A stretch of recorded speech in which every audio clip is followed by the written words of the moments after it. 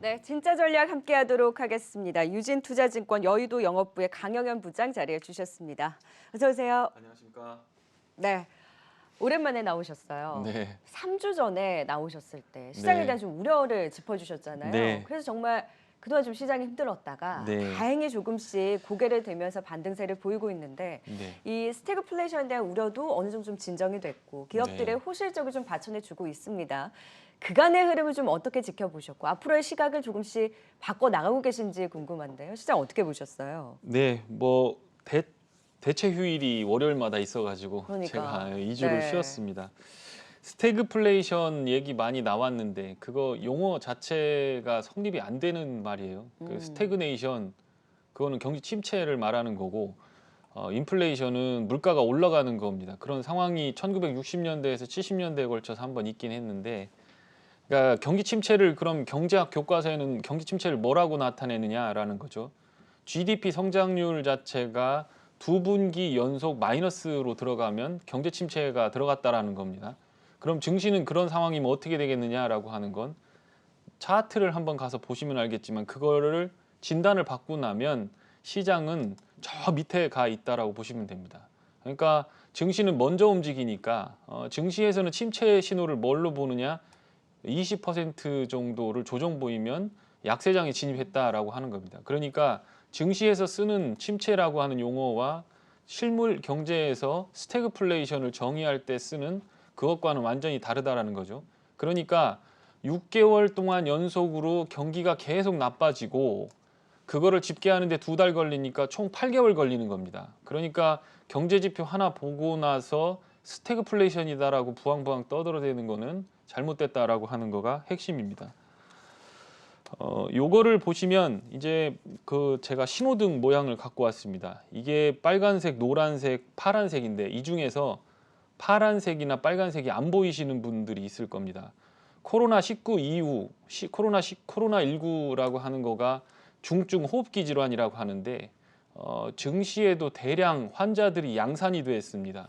이거는 뭐냐면 중증 망막 세포 결핍증.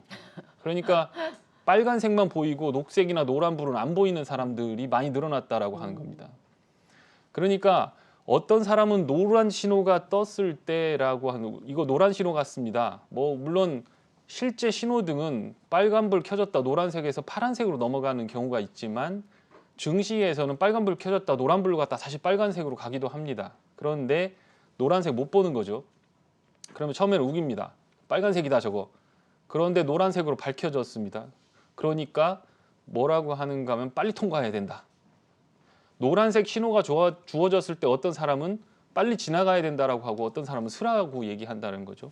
그 결국에는 앞에 교통경찰이 있느냐 없느냐에 따라서 조금 더 문제가 생길 수 있다는 겁니다.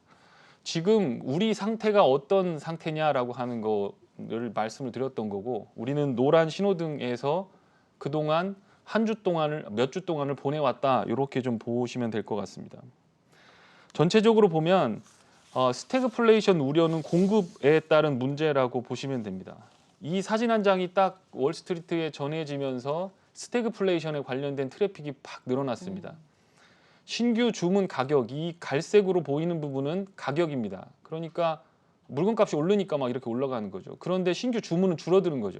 그러니까 물건을 비싸서 못 사거나 혹은 투자가 없어갖고 물건이 부족하고 물가만 오르는 이거 스태그플레이션 아니냐라고 하는 건데 신규 실업수당 청구 건수라든가 적체됐던 부분이 해소될 거다라고 하는 연준 의장의 설명이 나오면서 스태그플레이션은 아니구나라고 하면서 이제 적정한 인플레이션 구간으로 들어간 겁니다. 그러니까 인플레이션이 나온다고 해서 증시가 빠그러지는 건 아니거든요.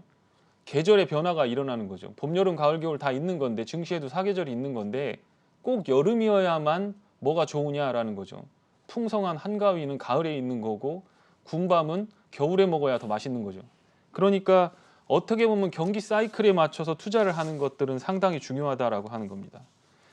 이게 WCI라고 하는 컨테이너 운임지수인데 조금 꺾였습니다. 그런데 이게 처음 연초에 비해서 2배 이상 올랐고 저 바닥 2020년대에 비해서는 5배 이상 오르게 되면서 항만 적체가 굉장히 늘어났고 이거는 팬데믹 때문에 미국이나 유럽으로 들어가는 물류가 막혀 있는 상황에서 임금이 올라가기 때문에 경영을 하는 사람 입장에서는 빠르게 사세를 확장할 수 없는 상황에서 벌어지는 일이다라고 하는 겁니다. 이 지표를 보시면 노선별 해운 운임이라든가 이런 부분들이 지금 보시면 로테르담, 그다음에 지노아, 이건 제노바죠. 제노바, 이탈리아 제노바인데 이탈리아죠. 항구 도시. 이탈리아나 네덜란드로 들어가는 쪽은 지금 보시면 400%, 600% 가까이 올랐습니다. 그러니까 유럽은 지금 아마 치약 같은 거를 자체 조작 못한다라고 하면 걔들 양치질도 하기 어려울 정도 수준이라고 보시면 됩니다.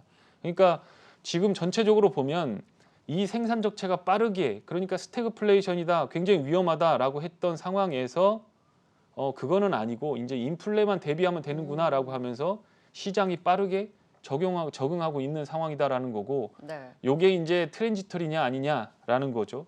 그러니까 제롬 파월 말이 애매하다라는 겁니다. 인플레이션이 나오긴 나오는데 곧 없어질 거다. 그러니까 되게 말이 앞뒤가 안 맞는 거죠. 전보 슈림프 같은 겁니다. 새우가 크면은 얼마나 크다고 전보자를 붙이냐 이런 얘기인데, 지금 시장 상황을 해석하는 사람들의 어떤 마인드가 그런 좀 뭐 어떤 어려움에 어떤 처해 있다, 이렇게 좀 보시면 될 것 같고요. 그래서 앞으로는 인플레이션 트레이드가 지속되는지를 한번 잘 지켜보시면 될 것 같다, 이렇게 말씀드리면 될 것 같습니다. 그러니까 물가는 오르는데 경기 침체에 대한 우려가 컸던 부분에 대해서는 이러한 우려는 어느 정도 이제 진정을 찾아가고 있는데, 그렇기 때문에 우리는 인플레이션에만 포커스를 두고 지켜봐야 된다라는 거잖아요. 네, 그렇게 보시는 게 맞을 것 같습니다. 여기 지금 차트를 하나 보시면 이게 그러니까 골드만삭스에서 제공하는 상품 가격 지수입니다. 그러면 지금 2015년, 14년, 15년 가격까지 지금 갔거든요. 그러니까 지금 상품 가격만 놓고 본다고 하면 이거는 어떻게 봤을 때는 굉장히 경제가 좋아야 되는 상황이 맞습니다. 그런데 지금 증시만 좋지 다른 건 좋지 않다라고 하는 겁니다. 이거 임금부터 시작해서 원자재 가격, 그 다음에 제일 중요한 거 렌트입니다. 그동안은 렌트가 오를 수도 없었고, 뭐 임금도 마찬가지고 렌트도 마찬가지지만 계약 한번 하면 1년에서 2년씩 계약을 하거든요, 우리나라도. 그러니까 그거 한번 올려놓고 나면 계속해서 올라갈 가능성이 있다라고 하는 거죠. 그러니까 이런 부분에 대해서 초점을 맞추시고, 뭐 천연가스, 유가, 원유 다 오르고 있는데 오늘 또 나온 얘기 중에 하나가 조 바이든이 신재생 에너지 관련된 부분에서 법안을 통과시키려고 하는데 그게 좀 안 된다라는 겁니다. 그러니까 그게 구체적인 대략적인 내용은 보면 이렇습니다. 상원하고 하원이 있는데 두 개가 같이 서로 팽팽하게 균형을 맞춥니다.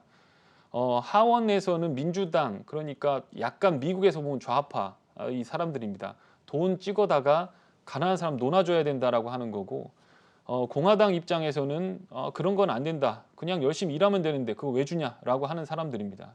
둘이 싸우고 있는데 하원은 민주당이 쥐고 있고 상원은 정확하게 반반입니다. 그러니까 법안 통과가 안 됐다는 거죠. 조 바이든이 대통령이 이거 경기 부양을 위해서 돈 좀 써야 되겠다라고 했는데 안 되니까 그거를 노는 겁니다. 논아가지고 공화당하고 민주당하고 동시에 합의하는 것만 상원에서 의원들이 빼다가 통과를 시켜서 그걸 하원에 넘겼는데 하원이 그걸 볼모로 잡고 있는 겁니다. 이거 케어, 메디케어부터 시작해서 애들 학교, 그다음에 가정들 돌봐야 되는 그 복지 예산 통과 안 시키면 이것도 통과 안 시켜줄 거야 라고 하면서 서로 대립을 하고 있는 관계고, 그러다 보니까 3.5조라고 하는 메디케어부터 시작해서 복지 예산을 그냥 일반 예산에 집어넣어서 통과시키려고 민주당이 꼼수를 쓴 겁니다. 그러니까 이쪽에서 상원에서는 그렇게 하면 우리 안 될 거야 라고 하면서 거부하고 있는 상황입니다. 그러니까 정작 필요한 도로나 항만 같은 공화당과 민주당이 합의한 내용조차도 지금 통과가 안 되고 있는 상황이다, 이렇게 보시면 될 것 같습니다. 만약에 그게 통과가 된다라고 하면 시장이 또 어떻게 변화될지 한번 보셔야 될 것 같고요. 그런 의미에서 시장은 조금 어느 정도 지수가 올라온 상황이라고 한다면 조심하면서 대응을 해보시는 게 좋을 것 같습니다. 네, 이런 노이즈가 계속되다 보면 결국에는 어느 정도 반등이 나온 시장에서는 좀 부담이 될 수 있는 거잖아요. 네. 지금 물가 상승 부분에 있어서도 온전히 이것을 경기 회복과 같이 가져갈 수 있는지에 대해서 사실 포커스를 맞추고 있는 상황이고, 그래도 그나마 우리가 한숨을 돌린 것이 기업들의 실적이 잘 나오고 있다라는 거예요. 네. 지금 어느 정도 올라온 상황에서 이 실적이 더 잘 나와야 사실 더 뚫고 올라가는 맞습니다. 거잖아요. 예. 과연 뚫고 올라갈 수 있는 힘이 기업들의 실적으로 더 상쇄가 될 수 있을까요? 네, 그 될 거라고 보고 있는데 그럼 좋아 좋을 텐데. 나빠지진 않을 네네. 겁니다. 그런데 여기 이제 월가나 우리 증시도 이제 조금 그런 걸 따라가는데 잘 나오는 건 다 알고 있습니다. 22년까지도 플러스 성장 나오는 건 알고 있습니다. 그런데 2020년에 40% 증가했다가 올해 뭐 25% 증가했다가 내년에 15% 증가하고 23년에 10% 증가하고 증가율 자체가 꺾여버리게 되면 상당히 어려운데 여기서 이제 애널리스트 분들이 이거 조사를 다 해보다 보니까 이거 비용 전가가 어렵겠다라고 하는 거가 키 포인트입니다. 그러니까 매출이 늘어나더라도 비용이 증가를 하면 임금 오르지, 운송비 오르지, 원가 오르지, 물건값 오르지 다 오르는데 그거를 소비자한테 다 가격을 원가가 100원 올랐으니까 100원 올려서 물건값 주십시오라고 했을 때 소비자들이 노라고 할 가능성에 대해서 분석을 많이 하고 있다라고 하는 겁니다. 여기 한번 차트를 한번 보시면 시티그룹에서 이익 추정하는 것들을 바꾸는 겁니다. 그러니까 애널리스트 분들이 봤다가 이거 서프라이즈가 나올까 안 나올까 이익이 좋아질 거야 라고 하는 거에 대해서 개정을 하는 건데 이쪽으로 위쪽으로 많이 가게 되는 거는 더 좋아질 거다라고 쓰는 겁니다. 지금 내가 100원을 벌 거라고 생각했는데 150원 벌 것 같아 라고 하면서 리포트를 바꾸는 거죠. 그런데 이게 제로미터로 떨어지게 되면은 나빠질 거다라고 생각하는 비율하고 똑같아진다라고 보시면 됩니다. 그렇게 예상을 해보시면 됩니다. 여기 보시면 이익 추정치와 지수와의 상관관계를 보시면 이게 S&P 지수는 꾸준하게 올라갔습니다. 그러니까 이렇게 꾸준하게 이 파란 선이거든요. 꾸준하게 올라가니까 적립식이나 멀리 보고 투자하시는 분들은 그냥 조정에 상관없이 가야 되겠다라고 하는 거를 생각하실 수 있습니다. 그런데 이렇게 빨간색 동그라미 부분으로 보시면 이익 추정하는 비율이 계속 좋게 조정이 되다가 밑으로 빠지는 순간에 보면 단기적으로 15% 20%씩은 출렁이는 흐름들이 나왔다라고 하는 거를 참고로 하셔야 됩니다. 지수를 투자하는데 15% 20%는 별게 아닐 수 있습니다. 그거 뭐 큰 그건 아니죠. 그런데 만약에 이게 개별주들을 갖고 있다라고 하고 어떤 종목이나 업종 섹터를 잘못 선택하게 되면 조금 이따 차트로 보여드리겠지만 지수는 나쁘지 않은데 왜 나는 계좌가 자꾸 마이너스 날까라고 하는 생각을 멈추기 어려우실 수 있습니다. 여기 차트를 하나 보시면 소비자 물가지수하고 생산자 물가지수 차이입니다. 그러니까 생산자 물가지수가 더 비싸다라는 거예요, 지금. 그러니까 이게 경기가 좋아지려면 비싸게 공장에서 물건을 만들었으면 그놈이 잘 팔려서 소비자 물가로 다 밀어낼 수 있어야 되는데 그게 가능하냐라고 하는 거에 대한 의구심이 생기는 거다. 어차피 3분기, 4분기로 들어오는 실적 좋아지는 건 이미 다 알고 있다. 그런데 그게 비용 증가로 인해서 이익 추정치가 어떻게 변화가 되는지 그러니까 실적 발표하면서 3분기 실적 발표하면서 4분기랑 내년 1분기 어떨 것 같아요? 라고 기업들이 브리핑하는 걸 듣고 리포팅을 할 텐데 그때 시장은 한 번 더 출렁일 가능성은 있겠다. 이렇게 좀 보시면 될 것 같습니다. 그렇죠. 물가 오르고 원자재 가격 오르고 그러니까 이제 비용적인 측면은 생산 쪽에서 늘어나고 높아지고 있는데 이것이 수요가 받쳐줘야 사실 가격으로 전가가 네. 돼서 소비자 물가까지 오르는 것인데 이러한 부분에 있어서 연동되는지 여부가 주요 핵심 포인트로 이제 기업의 실적까지 확인을 해봐야 된다라는 거라면 결국에는 경계심을 가질 수밖에 없는 상황인 거잖아요. 네. 지금 잘 나온다고 하더라도 지속적으로 잘 나올지에 대한 의구심이 있는 거니까. 네. 그렇죠. 그렇다면 지금 어느 정도 올라왔을 때는 또 조심을 해야 되는 건가요? 그렇죠. 예, 저는 그렇게 보고 있습니다. 조심하고 대비해서 나쁠 게 하나도 없습니다. 노란 불이면 스면 되는 거거든요. 섰다 가도 안 늦습니다. 네. 강세장 상승장 오는데 못 따라간다. 그럴 리는 거의 없습니다. 예, 그런데 그게 무조건 파란불이든 빨간불이든 가려고 하니까 문제다라고 하는 게 제 생각입니다. 레버리지 대응보다는 일으키고 좀 예측을 계속 하려고 그렇습니다. 하다 보니까 그런 것 같아요. 예, 그런 부분들이 많이 있고요. 지금 이제 어떻게 봤을 때는 한국 시장을 좀 보시면 지수가 재반락할 가능성이 상당히 큽니다. 지수는 15% 10%밖에 안 빠졌습니다. 그리고 대한민국 이익들 잘 나고 있는 기업들이 튼튼히 받치고 있습니다. 그러니까 시장을 보시면 알겠지만 이익이 잘 나오는데 주식은 왜 떨어져? 라고 하는 말이 첫 번째로 있고 빅테크들이나 이런 기업들은 가격 전가가 잘 되는 기업들입니다. 그러니까 마이크로소프트, 그다음에 엔비디아 지금 뭐 가보시면 알겠지만 컴퓨터 한 대 본체 맞추는데 100만 원도 안 듭니다. 그런데 거기에 그래픽 카드 하나 집어넣는데 200만 원입니다. 그러니까 이거는 어떻게 되면 어떻게 보면 거꾸로 된 거죠. 수요하고 공급하고 이런 것들이 막 물려다니면서 안 좋아졌던 부분입니다. 그러니까 그런 부분들을 잘 파고들어서 매매를 해보셔야 될 것 같습니다. 네. 지금 우리나라 상황을 이렇게 보시면 지금 요 분홍색으로 표시가 된 부분이 이제 금융위원장 8월 30일에 금융위원장이 바뀌신 겁니다. 금융위원장은 우리나라 금융정책에서 가장 힘이 파워가 센 분이라고 보시면 됩니다. 분홍색 구간에서 하면서 긴축에 대해서 얘기를 했죠. 예탁금이 이런 부분들은 뭐 예탁금이 반환되거나 혹은 뭐 청약을 위해서 들어온 거라고 보시면 되고 추세적으로 보면 노란색으로 쭉 빠지고 있다 이렇게 보시면 됩니다. 그리고 국채 금리는 9월 달부터 계속해서 1.4에서 1.8까지 올라가고 있다라고 하는 부분입니다. 이것은 고객 예탁금이 앞으로 어떻게 될 거냐?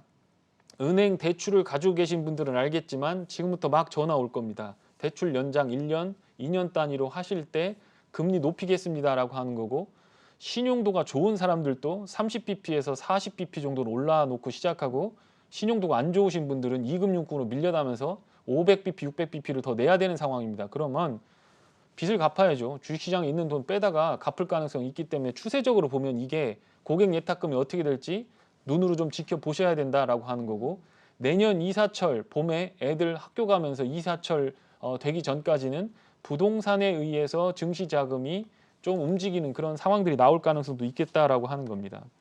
제가 여러 번 말씀드렸던 ADR입니다. 이거는 변동성 지표입니다. 추세 지표가 아니기 때문에 추세적으로 올라가냐 내려가냐하고는 아무 상관이 없습니다. 그런데 변동성이 커질 때 매도 클라이막스를 만들어내고 찾아내는 데는 끝내줍니다. 그리고 잘 보시면 여기 파란 선으로 그어 있는 125 이상에서는 웬만하면 주식 정리하는 게 낫습니다.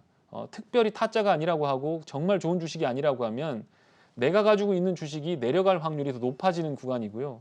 요 밑에 보시면 최근에 분홍색으로 칠했던 이런 부분은 70 언더로 들어가면서 어떤 부분에서는 여기서 사서는 웬만해서는 안 물리는 구간이죠. 최근에 들어왔죠. 다만 이 이동평균선 볼린저 밴드 상단에서 이동평균선이 꺾어지면서 내려오는 추세라고 하는 건 평균 가격대가 점점 낮아진다는 거고 반등은 약하고 하락은 강하게 움직이는 시장이 될 수도 있기 때문에 최대한 지수가 높아지거나 올라갈 때는 좀 조심하시면서 대응하시고 그리고 바닥에서 사서 발빠르게 먹고 나오는 전략으로 대응을 하시는 게 계좌에는 조금 도움이 되지 않을까 이렇게 말씀을 좀 드려보겠습니다. 그럼 이런 어려운 장과 계속해서 왔다 갔다 하는 장에서 쌌을 때 샀다가 오르면 바로 파는 이 짧은 매매인 거잖아요. 네. 이런 시장에 좀 대안 방법이 있을까요? 그러니까 말은 저도 쉽게 그 하는데 박자 맞추기 쉽지 않잖아요. 네, 사실 그 템포가. 밑에 떨어졌을 때는 공포가 심한데 또 사기도 쉽지 않고요. 그렇죠. 예. 결국에는 심리와 시간을 고려해야 된다라고 하는 게 네. 상당히 좀 어렵습니다. 오늘 파느냐 내일 파느냐에 따라서 시장 어떤 수익률이 굉장히 달라지기 때문에 그러니까요. 그러니까 아싸리 그냥 장기적으로 갖고 가자라고 하는 마음 편한 전략도 있긴 한데 고평가 상태에서는 그게 좀 어렵다라고 하는 거가 지금 핵심입니다. 여기 보시면 지금 코스피 요 일봉 차트로 그려진 게 코스피입니다. 그렇게 많이 연초 대비해서 많이 안 빠졌죠. 고점 대비해서 10% 정도 빠졌는데 여기 보시면 저기 이제 증권맨들 자기 주민등록번호는 뭐 까먹어도 여기 이거부터 보시죠. 이거 삼성전자, 하이닉스, 현대차인데 이런 주식들은 증권맨들이 종목번호 다 외우고 다니는 겁니다. 005380, 000660, 뭐 005930 이런 식으로 외우고 다니죠. 한국을 대표하는 업종들인데 코스피 지수는 많이 안 빠졌는데 얘들은 보면 연초부터 굉장히 많이 빠졌습니다. 고점 대비하면 하이닉스는 60% 이상 올라가야 됩니다. 굉장히 많이 빠졌죠. 이걸 보시면 포스코라든가 S-오일, 고려아연, 하나은행 그러니까 경기민감주 사이클인데 걔들은 지금 보시면 적게는 10%에서 많게는 40%까지 올라가 있습니다. 지수 대비해서 굉장히 좋았다라는 거죠. 그게 연초 대비한 겁니다. 그러니까 경기 사이클에 따른 계절적 변화는 연초부터 나타났다는 거예요. 그게 지금 시세로 폭등하고 있지만 이게 앞으로 얼마나 더 갈지에 대해서 생각해 보셔야 되고 이런 기업들의 특징은 뭐냐? 비용 증가를 전부 고객들한테 전가시킬 수 있는 기업들이고 요런 밑에 있는 기업들은 자꾸 원자재가 비싸지고 뭔가 자꾸 안 좋아지면 이쪽은 안 좋아지는 그런 흐름들이라는 겁니다. 여기 보시면 경기 사이클 가운데서 우리는 지금 어디 와 있느냐라고 하는 건데 지금 분홍색으로 이렇게 표시된 이 구간입니다. 경기가 피크를 치고 넘어가는 과정에서 우리 투자 전략은 어떻게 되느냐 하는 거죠. IT주, 성장주 여기다 찍을 거냐 아니면 비용 전가도 되고 탄탄한 주식들 배당 많이 주는 주식으로 갈 거냐라고 하는 건데 시장은 이미 결론 났다라고 하는 거가 앞에 보여주는 차트로 보여주시면 답이 나올 것 같습니다. 그러면 결국 그 종목들이 빠졌다고 해서 들어갈 수가 없는 거잖아요. 네. 종목들로 좀 압축해서 리뷰를 해볼까요? 네, 뭐 드라마 제작사라든가 철강주 같은 것들 이제 실적 발표 나오면 세아제강이라든가 이런 것들이 나올 겁니다. 네. 그래서 그런 것들 한번 보시고 뉴 같은 것도 한번 보시고 어떤 드라마 제작 이런 것들은 굉장히 좋을 것 같습니다. 그래서 네. 컨텐츠, 하이브, 뭐 엔터테인먼트, 리오프닝 관련된 거 그런 거 좀 보시면 될 것 같습니다. 리오프닝 관련주와 함께 이제 철강주 안에서도 세아제강 요즘 이제 풍력에 대한 이슈도 있잖아요. 네, 또 맞습니다. 개별적인 모멘텀도 함께 있는 만큼 또 주의 깊게 지켜보시면 좋을 것 같습니다. 종목에 대한 좀 분위기까지 살펴봤어요. 지금까지 진짜 전략 함께했습니다. 유진투자증권 여의도 영업부 강영현 부장이었습니다. 고맙습니다. 고맙습니다.